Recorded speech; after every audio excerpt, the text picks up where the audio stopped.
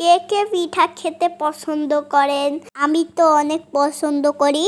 তো পিঠা বানানোর জন্য প্রথমে আমরা কড়াইয়ে পানি গরম করে নিলাম, একটু লবণ দিয়ে পানিটার বলক তুলে নিলাম।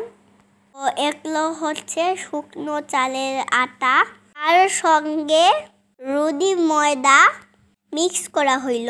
ময়দাটা মিক্স করলে পিঠাটা একটু নরম হয়, তাই আমরা 1 কাপ ময়দা মিক্স করে দিয়েছি। এবারে ভালোভাবে আটাটা কেড়ে নিয়ে নামিয়ে নিলাম।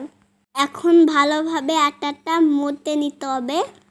আটাটা গরম থাকতেই ভালোভাবে মথে নিতে হবে। দেখেন আম্মু কিভাবে করে নিল, এইভাবে। তো এটা আমার নানু বাড়ির বিখ্যাত পিঠা। আমার নানু বাড়ি হচ্ছে নাটোর সদরে। তো এটা নাটোর শহরের ঐতিহ্যবাহী পিঠা। তো আমরা নারকেলের পুর তৈরি করে নিচ্ছি। নারকেলের সঙ্গে পরিমাণ মতো চিনি দিয়ে কিছুক্ষণ ভালোভাবে জাল করে নামিয়ে নিব। তো দেখেছেন কত সুন্দর পুর হয়ে গেছে। তো এখন আমরা ছোট ছোট রুটি বানিয়ে নিব।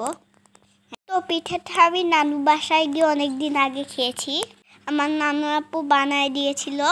তো পিঠাটা খেতে আমার খুব মজা লাগে, তাই আম্মুর কাছে কয়েকদিন ধরে বায়না করছিলাম, নানু আপুর মতো করে আমাকে পিঠা বানায় দাও। একদিন ধরে বায়না করে করে তো ফাইনালি আম্মু আমাকে বানায় দিচ্ছে। তাই ভাবলাম আপনাদের কাছেও শেয়ার করি কেমনভাবে পিঠাটা বানাইতে হয়। তো দেখেন আম্মু এখানে একটা রুটির উপরে নারকেলের পুর দিয়ে ডিজাইন করে দিল, তার উপরে একটা রুটি বসিয়ে দিল। নারকেলের ডিজাইনের উপর দিয়ে আঙুল দিয়ে চেপে চেপে সুন্দর ডিজাইন করে দিল। পিঠাটা থেকে চারপাশের রুটিটা আলাদা করে দিতে হবে। তো এই পিঠাটা কাটার জন্য গাড়ির চাকার মতো ছোট্ট একটা মেশিন পাওয়া যায়। তো আমাদের কাছে মেশিনটা নাই, তাই আম্মু চামচ দিয়ে চারপাশটা কেটে নিল। তো দেখতেই পাচ্ছেন নারকেল দিয়ে বিভিন্ন রকমের ডিজাইন তৈরি করা হচ্ছে। আর পিঠাটার নাম হচ্ছে পাঁচ পিঠা। পিঠা হওয়ার কারণ কি জানেন? 5-7 রকমের ডিজাইন করা হয় বলে পিঠাটার নাম পাঁচ পিঠা। সবাই এই পিঠাটা কম বেশি পছন্দ করে, আর আমার তো অনেক ভালো লাগে।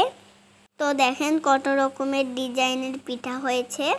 বিভিন্ন রকমের শেফের পিঠাগুলো দেখতে অনেক মজা লাগে। তো আপনাদের সঙ্গে গল্প করতে করতে সবগুলা পিঠা বানানো হয়ে গেছে।